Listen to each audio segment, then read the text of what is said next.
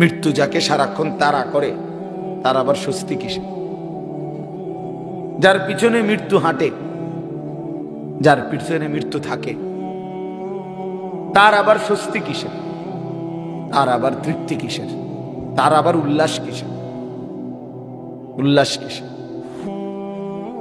তাইলে বলেন, আমি আপনাদেরকে বলছি ভাই জওয়ান, তোমাদেরকেও বলছি, আমাদের প্রত্যেকের ভিতর আল্লাহ তাআলা আল্লাহকে মানার যোগ্যতা দিয়েছেন, কিন্তু আফসোসের বিষয় হলো আমরা ইচ্ছা করে, খামখেয়ালি করে সেই যোগ্যতা নষ্ট করে দিচ্ছি। নিজের মনের যত খাহেসাত, মনের যত চাহিদা, সেটা কিন্তু পূরণ করতে আমরা খুব বদ্ধপরিকর, খুব মজবুত। মিথ্যা আমি বলবই, চুরি আমি করবই,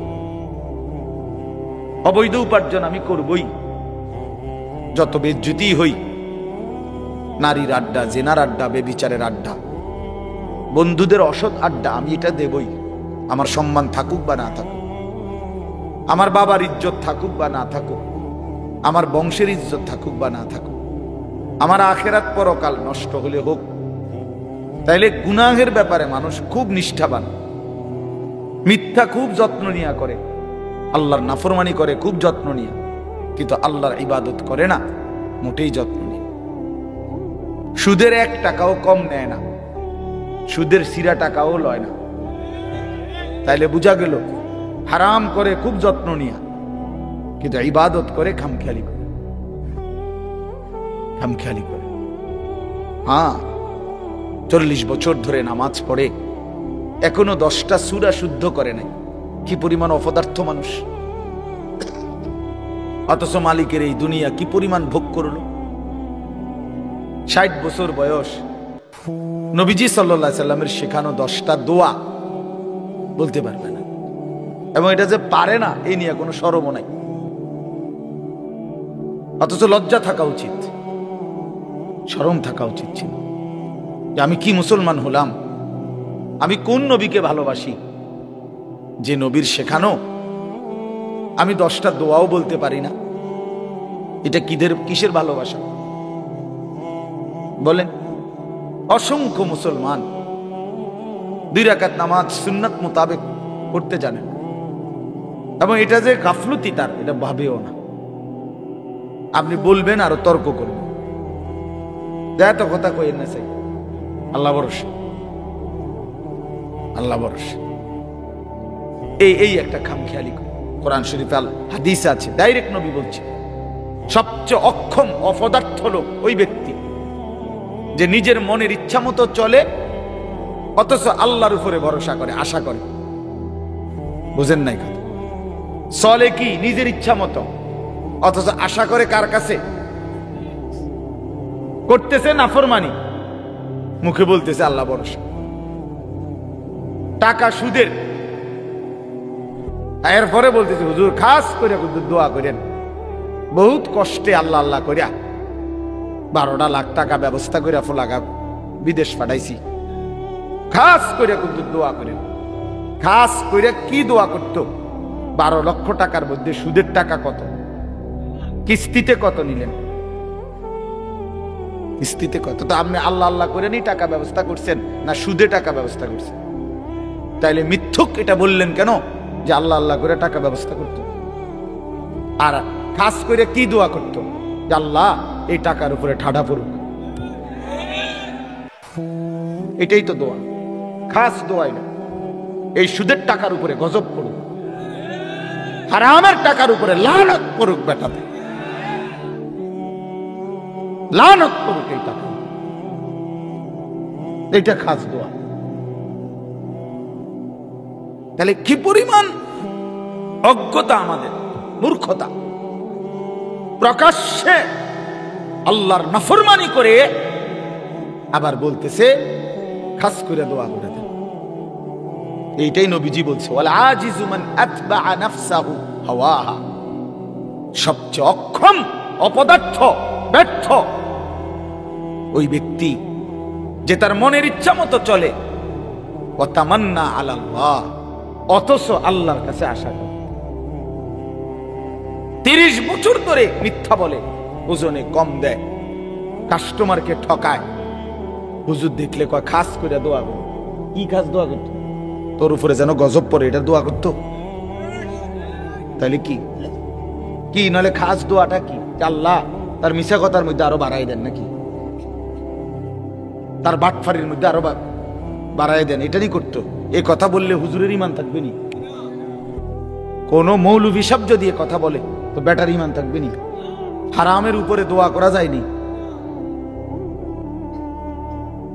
হারামের উপরে দোয়া করা যায় না তো বাপ। এই জন্য আপনারা জানেন না, আপনারা কইতা মনে হন শুধু এদুর বলে রে, আমরা কিন্তু দোয়া বুঝ করেই করি। আপনি আমরা তো বেকুব ঠাউরাইয়েন না, যেটা বলা আর হেটা হেমনি কি কই নিজের বাঁচাই এই কই, নিজেরে সেভ করে এই বলি। কতজনে যে কত দোয়া চায় এইভাবে কই, কখনের সময় আমরা এইভাবে লাইন করে এই বলি, যাতে করে নিজের আখেরাত বরবাদ না হয়, নিজের বরবাদ আখেরাত বরবাদ না হয়। এই জন্য বাপ রাগ হয়েন না। বয়স্ক অনেক বাবাও আছেন, আপনাদেরকেও বলি, দিন না মানার কারণ কি? আল্লাহকে না মানার কারণ কি? রাসূলুল্লাহ সাল্লাল্লাহু আলাইহি ওয়াসাল্লামের সুন্নাত না বুঝার কারণ কি? শুধুই গাফলতি, শুধুই কি বলেন না গাফলতি। আমি দেখছি কিছুদিন আগে আমার দেশের বাড়িতে আমাদের বাড়িওয়ালাদের জমির দলিল দিছি, আমরা 5 ভাই 3 বোন। তো বাড়িওয়ালা মুরব্বী যে 2-3 জন ছিল, মনে 50 বার কইছে বালা করে চাও, বালা করে সব দি সই লইছি নি, ওই কোন ইচ্ছা সই দি এমনি যে সই দেয় না ভালো করে, বুড়া মানুষ হাঁটতে না, মানে 50 বার কইছে চেক দাও দলিল, দলিল চেক করো, ইয়ার লগে মিলছি নি, দাগে নম্বরে কতি আনে কি আমনে না বলে কিচ্ছু বোঝেন না? হ্যাঁ আমনে না বলে বুঝেন না? আপনার আখিরাতের কথা বললেন না হুজুর, কথা কইছেন ভালোই, কথা ঠিকই, কিন্তু ওনার এই বয়স নাই, আছে শুধু বিড়ি খানার বয়স, বিড়ি খানার বয়সটা শুধু রয়ে গেছে, আর অন্য বয়স নাই। সাদওয়ানে গপ মারনের বয়সটা আর রয়ে গেছে, অন্য বয়স। এখনো রঙিন টেলিভিশনের মধ্যে নাচ গান দেখার সময় হায়াত বয়স এখনো আছে, শুধু আল্লাহর ইবাদত করার, কোরআনুল কারীম শুদ্ধ করার, ওযু নামাজ গোসল হালাল হারাম মেনে চলার সময় আজও হয় নাই। দুনিয়া এখনো ছাড়ে নাই, কবর এখনো মনে পড়ে নাই, আখিরাত এখনো মনে। আল্লাহকুমুত তাকাসুর হাত্তা যুরতুমুল মাকাবির। আল্লাহ বলে বান্দা হায় হায়, দুনিয়া তো তোমারে ডুবাইয়া ফেল, আখিরাত তো তোমারে ভুলাইয়া দিল, এরই মাঝে তো তুমি একদিন কবরেই পৌঁছে গেলা। হাত্তা যুরতুমুল মাকাবির। এই দুনিয়ায় ডুবে থাকতে থাকতে এখনো সোফা বানাইয়া শেষ হয়েছে না, তুমি কবরে। এখনো দোতলার ছাদ ঢালাই হয় নাই, তুমি তো কবরে। জিন্দিগির কত স্বপ্ন কত পরিকল্পনা রাইখেই তো তুমি কবরে চলে গেলা,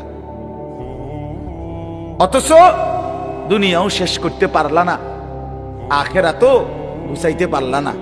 কি হলো বলেন? একটা লোক বলেন আপনাদের দুনিয়া সাজা গুছাইয়া গেছে কি?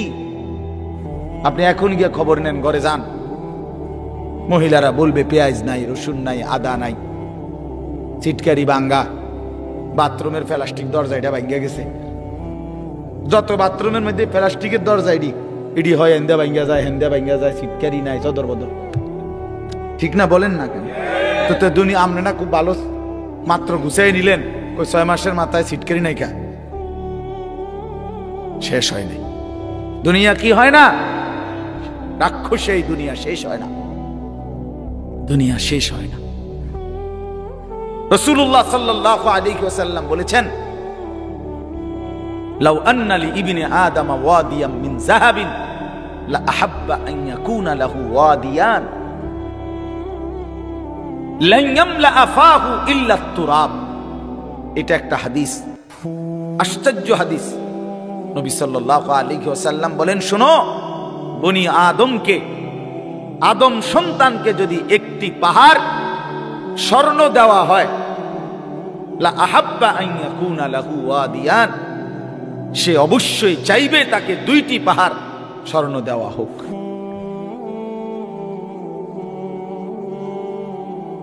লান ইয়ামলা আফাহু ইল্লা তুরাব।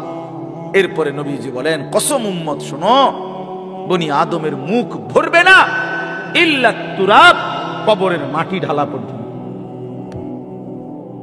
তার ওই মুখে, তার ওই শরীরে যতক্ষণ কবরের মাটি না ফেলবে ততক্ষণ তার দুনিয়ার চাহিদা কি হবে না। এর চাইতে জ্বলন্ত হাদিস আর কি হইতে পারে? এর চাইতে সুন্দর কথা আর কি হইতে পারে বলে? আরো সুন্দর কথা শুনেন। রাসূলুল্লাহ সাল্লাল্লাহু আলাইহি ওয়াসাল্লামের একজন বিখ্যাত সাহাবী হযরত উবাই ইবনে কাব রাদিয়াল্লাহু তাআলা আনহু, সাইয়্যিদুল কুররা, সাহাবীদের মধ্যে সবচেয়ে সুন্দর কোরআন পড়তেন যিনি, ওনার নাম হলো উবাই ইবনে কাব রাদিয়াল্লাহু তাআলা আনহু। এই সাহাবী বলেন, এই হাদিস এটা নবীজি আমাদের কাছে এত হাজারবার বলছে, এতবার। এই কোনটা? এই যে যদি বনি আদমকে একটি পাহাড় স্বর্ণ দেওয়া হয়, সে দুইটি পাহাড় চাইবে, আরো দিলে আরো চাইবে, তার মুখ ভরবে না কবরের মাটি ছাড়া। ওই সাহাবী বলতেছেন, আমি নিজে তাফসিরে, আমার গাড়িতে এই তাফসির আছে, তাফসিরে কুরতুবী। তো ইনি বলেন, এই সাহাবী বলেন, কুন্না নারা হাদা মিনাল কোরআন। নবীজি এই হাদিসটা আমাদেরকে এত বেশিবার বলছেন, আমরা মনে মনে ভাবতাম এটা কোরআনের আয়াত। এটা কি? কোরআনের আয়াত ভাবতাম, কোরআনের আয়াত মনে করতাম আমরা এটাকে। তার মানে এত বেশিবার আমাদেরকে এত গুরুত্ব দিয়ে বলছে যে হায় বনি আদম, দুনিয়া তৃপ্ত হবে না, শুধু শুধু তুমি আর চেষ্টা করো না, থামো, এই নাফরমান থামো, পারতা না দুনিয়া। আরে হারামখোর, সুদখোর, ঘুষখোর, বাটপার, ওজনে কম দেওয়া সিটার, থাম বেটা থাম, থাম নাফরমান, দুনিয়া পারবি না বেটা। দুনিয়া তোরে ধোকা দিবে, দুনিয়া তোরে বুড়া আঙ্গুল দেখাবে, দুনিয়া তোরে একদিন লাথি দিয়া কবরে ফেলে দিবে আর বলবে যা বেঈমান, কবরে চলে যা, দুনিয়া থাকুক। শুধু শুধু শুধু শুধু এত মিথ্যা, এত চুরি, এত ডাকাতি, এত দুর্নীতি, এত অন্যায়, এত সুদ, এত কিস্তি, এত হারাম। আহা মুসলমান, কি করলেন? লা ইয়াদখুলুল জান্নাতা জাসাদুন গুযিয়া বিল হারাম। নবী সাল্লাল্লাহু আলাইহি ওয়াসাল্লাম বলেন, ওই দেহ জান্নাতে ঢুকবে না যে দেহের রক্ত গোশত হয়েছে হারামের দ্বারা। আমি নিজে হাদিসের ব্যাখ্যায় পড়ছি, এই হাদিসের ব্যাখ্যার মধ্যে আছে উলামায়ে কেরাম, মুহাদ্দিসিনে কেরাম বলে, যে অভিভাবক তার পুরা ফ্যামিলিকে হারামের টাকা দিয়া পালে, বউ বাচ্চা সবাই এই হারামের টাকা থেকে খায় দায় ঘুমায়, এই নাফরমান অভিভাবক যেন নিজ হাতে পুরা ফ্যামিলিটার জন্য জান্নাত হারাম করে দিল। কারণ এই হারামের টাকাটা তো সেও খায়, পুতেও খায়, বউও তো খায়। বুঝেন নাই কথাটা? হ্যাঁ, গায়ে লাগতে পারে কারো, গায়ে লাগলে যদি পছন্দ না হয় জায়গা হালাই দিয়ে পানি দিয়ে দিয়ে গাছ, তাহলে আরে তো সাবান লাগাই লেলে পরে উঠতে যাবে। অনেকের আছে, আরে মাত্র নেই, এতে ইডি কইবই মাত্র, এতে কত ভালা ভালা হুজুর দেখছি ইডি কইয়া গেছে, আমার লড়াইতে আসছে না। এবারটা আইসে, এবারটা আমার উল্টাই লেবে বেটা। হ্যাঁ, এতে আরো কত মোটা তাজা হুজুর দেখছি শৈলওয়ালা। ছেলেরা আমার, বাপ আমার, বন্ধু আমার, পর্দার আড়ালের মা বোন আমার, এটা মনে রাখতে হবে, দুনিয়া আমাকে ধোকা দিবে। যুবক, তোমার মোবাইল একদিন তোমারে ধোকা দিবে। এই ফেসবুক একদিন ধোকা দিবে, একদিন দেখবা এটা নাই, একদিন শুনবা এটা নাই।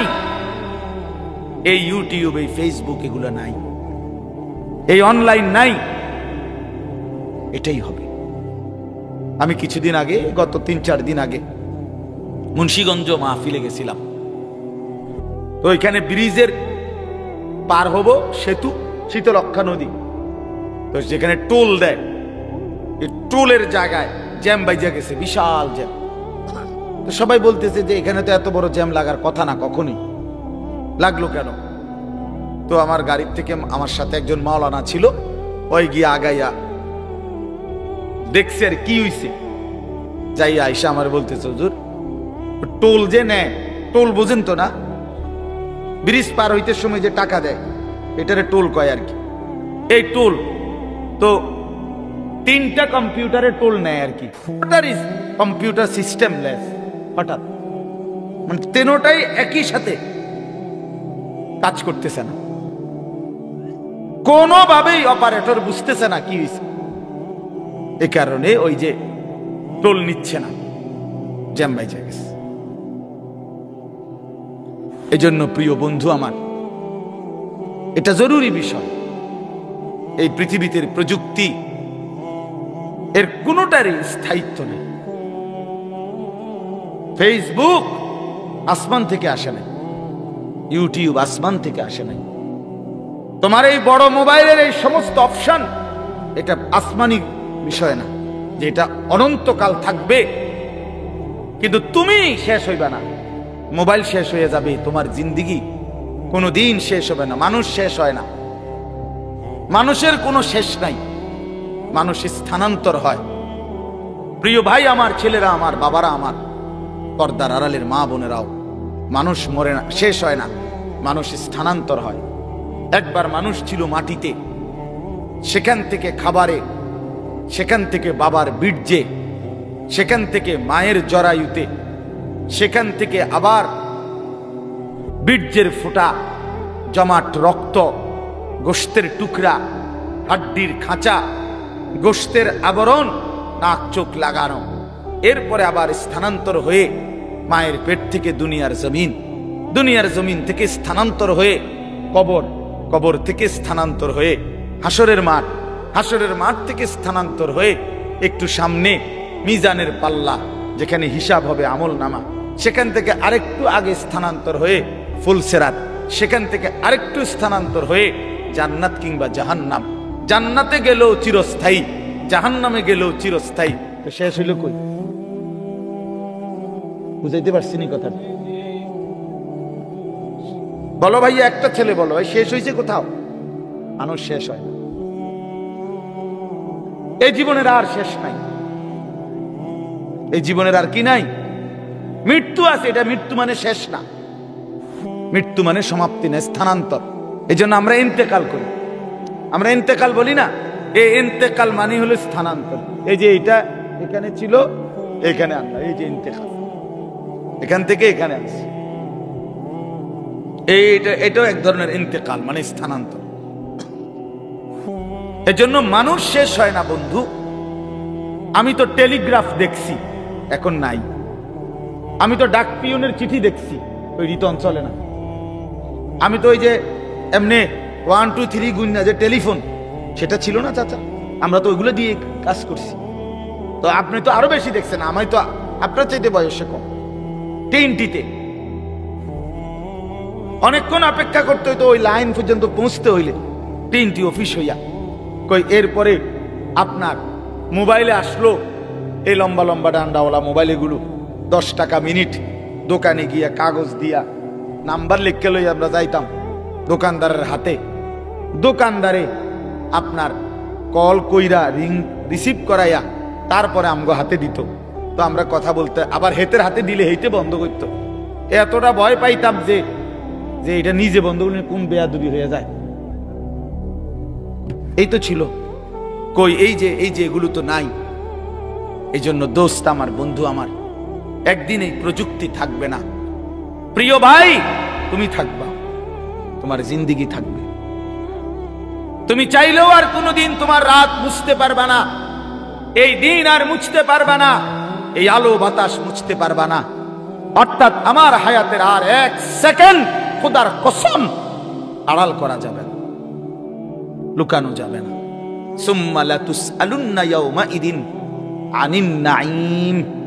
আল্লাহ তাআলা বলে, বান্দা হাসরের ময়দানে আমি আল্লাহ তোমারে পুরা হায়াতে যতগুলো নিয়ামত দিয়েছি, এই আসমান জমিন চন্দ্র সূর্য গ্রহ নক্ষত্র, আলো বাতাস রোদ বৃষ্টি হাসি কান্না, সকাল দুপুর বিকেল, ক্ষেত ফল ফুল ফসল গাছপালা তরু লতা, জায়গা জমি বাজার ব্যবসা আয় রোজগার স্ত্রী সন্তান, তোমার শরীর দেহ জীবন যৌবন রূপ, তোমার চোখের পলক হাতের নড়াচড়া, দেহের সৌন্দর্য শক্তি সামর্থ্য, আল্লাহর কসম আল্লাহ বলেন এক ঢোক পানি, এক লোকমা খাবার, একটা নিঃশ্বাস, আমি আল্লাহ সেটারও 100 পুরাপুরি হিসাব নেই। সুম্মা লাতুসআলুন্না ইয়াওমাইদিন আনিন নাঈম ফাওয়ারাব্বিকা লানাসআলান্নাহুম আজমাইন। আল্লাহ বলে, বান্দা কসম করে বলছি আমি হিসাব নেব। ওয়াকিফুহুম ইন্নাহুম মাসউলুন। আল্লাহ ফেরেশতাদেরকে বলবে হাসরের ময়দানে, ফেরেশতারা আমার বান্দাদেরকে সারিবদ্ধভাবে দাঁড় করাও। ইন্নাহুম মাসউলুন, এখন তাদেরকে জিজ্ঞেস করা হবে। আল্লাহ বলেন, ইন্নাস সামআ ওয়াল বাসারা ওয়াল ফুআদা কুল্লু উলাইকা কানা আনহু মাসউলা। আল্লাহ বলে, বান্দা আমি নিজে আল্লাহ তোমার কানকে জিজ্ঞেস করব, চোখকে জিজ্ঞেস করব, এমন কি তোমার অন্তরকেও জিজ্ঞেস করব। ফুআদা অর্থ দিল। আল্লাহ জিজ্ঞেস করবেন, দিল তুমি বলো তোমার নিয়ে আমার বান্দা সারা জিন্দেগি কি কি জল্পনা কল্পনা করছে, কত লক্ষ নারীর অসভ্যতার উলঙ্গতা নিয়ে ভাবছে, বলো দিল বলো। মানুষে না দেখে নাই, মানুষে না সময় শুনে নাই, তো তুমি যুবক কত নারীকে নিয়ে অসভ্য ভাবনা ভাবছো। তুমি যতগুলো উলঙ্গ ছবি দেখছো, নাচ দেখেছো, প্রতিটা নারীকে নিয়ে তুমি কি কি কল্পনা করেছিলা বলো। ওয়া আসিররু কাওলাকুম আবিজহারু বিহি ইন্নাহু আলিমুম বিদাতিস সুদূর। আল্লাহ বলে, বান্দা আস্তেও যদি কথা বলো, জোরেও যদি কথা বলো, অন্তরেও যদি কিছু লুকিয়ে রাখো, আমি সব জানি। জানি কিনা? হ্যাঁ। শাহিদা আলাইহিম সামউহুম ওয়া আবসারুহুম ওয়া জুলুদুহুম বিমা কানু ইয়ামালুন। আল্লাহ বলে, বান্দা তোমার কান চোখ তোমার সারা দেহের চামড়া পর্যন্ত, জুলুদুহুম অর্থ চামড়া, আমি আল্লাহর কাছে তোমার পুরা জিন্দেগীর ব্যাপারে সাক্ষ্য দিবে। ওয়া জুলুদুহুম ক্বালু লিমা শাহিদতুম আলাইনা। নাফরমান বলবে, হায় আমার দেহের অঙ্গ, তোমরা কেমনে আমার বিরুদ্ধে সাক্ষ্য দিলা? তোমরা কথা বলো কেমনে? হাত কেমনে কথা বলে, চোখ কেমনে কথা বলে, পা কেমনে কথা বলে, শরীরের সবটা চামড়া কেমনে কথা বলে, এটা তো জীবনে ভাবিও নাই দেখিও নাই। ক্বালু আনতাকানাল্লাহুল্লাযী আনতাকা কুল্লা শাই। সারা দেহ বলবে, ভাইয়া যেই মালিক সকলকে জবান দিয়ে কথা বলার যোগ্যতা দিয়েছেন, সেই মালিকই আমাদেরকে কথা বলার যোগ্যতা দিয়েছেন। সুবহানাল্লাহ। এজন্য চলেন বাপ, ভাবতে শিখেন, ভাবতে শিখেন। নিজেরে সিটারি বাটফারি কইরা, গুনাহ নাফরমানি কইরা চালাক মনে করেন। ছেলেরা তুমি বুদ্ধিমান না ভাইয়া, এক ওয়াক্ত নামাজ পড়ো না, তুমি বুদ্ধিমান না দোস্ত, নিজেরে বরবাদ করে দিলা। 365 দিনের একটা বছরে কোনোদিন ফজরের নামাজ কোনোদিন পড়ো না। আহা, কেমনে এত বড় নাফরমান মুসলমান হইল। খোদার 20 বছর ধরে, 25 বছর ধরে, 10 বছর ধরে যে নারী কোনোদিন পর্দা করে না, আহা সে মুসলিম নারী হলো কিভাবে? সে মুসলমানের মেয়ে হলো কেমন? যে মেয়ে পরের ছেলের সাথে, পরের পুরুষের সাথে অবৈধ সম্পর্ক করে, হারাম সম্পর্ক করে, ওই অসভ্য নির্লজ্জ বেহায়া নারী সে মুসলমানের মেয়ে হয় কেন? মুসলমানের কন্যা হয় কেন? এজন্য বেপর্দা নারী মনে রাখবেন, বেহায়া নারী কোন বেপর্দা নারী নারী না, বেহায়া মহিলা মহিলা না।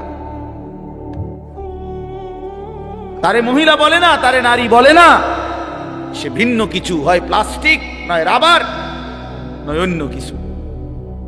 সে প্লাস্টিক সামগ্রী।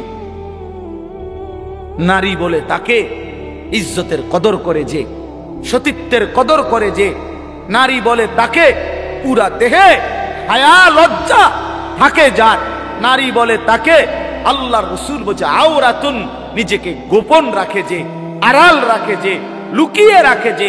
হীরা মণি মুক্তা রাস্তায় ফেলে দিতে নাই, রাস্তার পাথর তো পিচ ডালা যে কাজ করে, এগুলো না রাস্তার পাথর।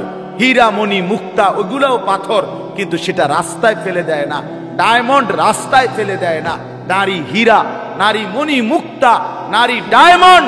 এজন্য নারীকে আগলে রাখতে হয়, পর্দায় রাখতে হয়, লুকিয়ে রাখতে হয়, আড়ালে রাখতে হয়, গোপনে রাখতে হয়। আর সেই আড়ালে থাকা নারী দুনিয়াতেও দামি হয়, আখিরাতেও দামি। এজন্য রাবেয়া বসরি আজও দামি, আদো দামি, মা ফাতেমা আজও দামি, আয়েশা আজও দামি, হযরতে খাদিজা আজও দামি। আর এই মাঝখান দিয়া এই 1400 বছরের মধ্যে যত সুন্দরী, যত রূপসী, যত বেহায়া নারী কত রঙে রসের ঘুইরা জীবন শেষ করছে, কত পুরুষরে দেখাইছে, কত মানুষকে দেখাইছে। ওই বেহায়া বেপর্দা নারীর নাম আজকে কোনো কুত্তাও লয় না, কুত্তাও লয় না, কুত্তাও লয় না, কুত্তাও নেন। মানুষ তো দূরে থাকে, বেহায়া নারীর নাম কুকুরও নেয় না, ঘৃণা করে, তারে ঘৃণা করে। নারী তো বহুতই দামি, নারী তো মা। সোয়া লাখ আম্বিয়ায়ে কেরাম, সমস্ত নবীরা, নবীর মায়ের পেটে আসছেন। আউলিয়া, সাহাবা, উলামা, যুগে যুগে এক কোটি কোটি ইমানদার, নেককার, আল্লাহর প্রিয় বান্দা সব তো মায়ের গর্ভ ধরে এসেছে, ঠিক না? তো মা কতটা দামি, নারী কতটা দামি, নারী কতটা দামি। আহা বোন, সে বুঝলো না। সে সামান্য এক ফালতু ছেলে, যে ছেলের কোনো চরিত্র নাই, যাতে কেমনে মুতে এটাও কইতে পারে না, এতে খারাইয়া মুতে না বইয়া মুতে না হাঁটতে হাঁটতে মুতে। এই অপদার্থ জানোয়ার, একটা চতুষ্পদ প্রাণীর মতো যার জীবন, এই বখাটে দুশ্চরিত্র রাস্তার মানুষকে দেখাইবার জন্য যেই মেয়ে, যেই নারী বেপর্দা চলে, তার মতো নিম্ন রুচির মানুষ আর কে হইতে পারে মিয়া? আরে বেডি, কারে দেখাইতে বাইরে গেলি? কি বাইজিদ বুস্তামিরে দেখাইতা? তুমি যে বেপর্দা বাইর হইলা, তোমার রূপ যৌবন দেখবে কেডা? জোনায়েদ বাগদাদি নাকি? কথা কয় না তো? যেই পুরুষগুলো দেখবে রাস্তায়, যেই ছেলেগুলো তোমারে দেখা, তাদের কোনো আখলাক নাই, তো তারা এই বেপর্দা নারীকে দেখে কি মন্তব্য করবে? দিলে কল্পনা করবে কি? যদি সেই কল্পনার রিপোর্ট আইতো আলটা, তাহলে না বুঝা যাইত। বুঝেন নাই কথাটা? একজন বেহায়া মেয়ে, বেহায়া নারী যখন বেপর্দা যায়, তো মনে করেন 30 জন পুরুষ তারে এখান থেকে দেবিদ্বার শহর মানে উপজেলা পর্যন্ত যাইতে গিয়ে তারে দেখছে, ধরেন এই 30 বেড়া এই বেডিরে লিয়ে কি ভাবছে, এটার যদি একটা রিপোর্ট আইতো, রুগীর মতো আলট্রা রিপোর্ট, বুঝছেন না আপনার কথাটা? ইসিজি রিপোর্ট যদি আইতো, তাইলে না বুঝতো এই অসভ্য নারী যে তারে নিয়ে রাস্তার পুরুষ কত নিকৃষ্ট জঘন্য কল্পনা করে। আল্লাহ আমাদের মাদেরকে লজ্জা দান করেন, পর্দা দান করেন।